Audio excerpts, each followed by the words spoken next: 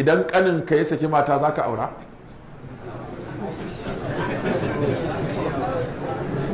ko mu yanzu baka misalin abu hudu da asalin su halal ne amma suna da nauyi. Idan kanin ka ya saki mata za ka aura?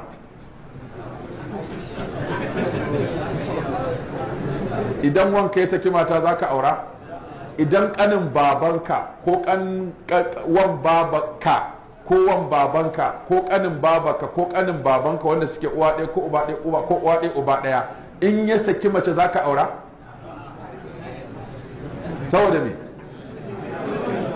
Amma a musulunci ba haram ba ne, wanda kawai zai saki mace ba za ka aura ba a duniya daga babanka sai ɗanka, ɗan da ka haifa da babanka da ya haife ka su kaɗai Allah ya kawo nassin haramun ne ka auri matar babanka ko kuma baba ya auri matar ɗansa.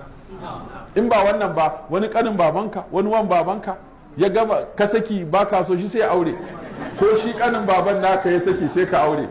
Sannan abokinka na kusa dab wanda kuka saba da shi ya saki matarsa ka aura, ko maƙocinka. Amma asalin wannan asalinsa a shari'a halal ne, amma ba a yi saboda nauyin da ake jin zai iya haifar da wani abu, zai iya haifar da rigima, shi yasa sai aka bashi, ba dan a shari'a haram ba ne. Na?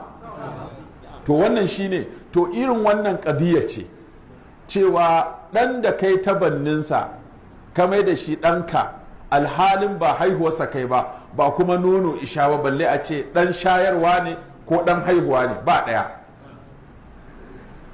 To wannan yana da nauyi. To shi yasa ƙabiyoyin annabi sallallahu alaihi wasallam ya dinga bin su yana warware su. An yi kwamacala, ya tarar da kwamacala da yawa yake ta gyarawa. Yanzu misali, wani kawai yana ganin baiwa wani sai ya afka mata, ya mata ciki ta haihu, kuma sai wa ɗan uwansa wasiya cewa in na rasu ka je gidan wani ka ɗauko ɗan nan nawa ne, ni ne wa wannan mata ciki ta haihu, ɗan da ta haifa nawa ne, ka ɗauko min ɗana na karɓa. ɗan uwan Sa'ad bin Abi Waqqas, ko bayan ya rasu sai ya je ya sallama ya ce akwai wani ɗa a gidan nan ƙaninku, to ɗan uwana ne ya zo ya yi zina da ita wannan matar ta cikin gidanku, wannan baiwar baban naku ta haife shi, da aka ku ba mu ɗanmu. Su kuma suka ce ba za mu bayar ba, shi kuma ya ce wallahi sai an bashi. Kuma aka duba yaro aka ga kamar su ɗaya da wanda ya rasu, wanda ya wasiyar, sai aka tafi wajen annabi sallallahu alaihi wasallam. Audu bin Zam'ata, Audu bin Zam'ata shi kuma Saudatu bintu Zam'ata, mahaifin Saudatu ne mata annabi sallallahu alaihi wasallam, shine mai baiwar, da shi wancan dan uwan Sa'ad bin Abi Waqqas ya zo yayi wannan abu da ita. Sai aka tafi ƙara gaba annabi sallallahu alaihi wasallam, da aka mayar da magana sai annabi sallallahu alaihi wasallam ya ga kamar su ɗaya da wanda ya ce dan nasa ne, kwabo da kwabo kamar an tsaga kara. Sannan kuma gashi baiwar wannan ce ta haife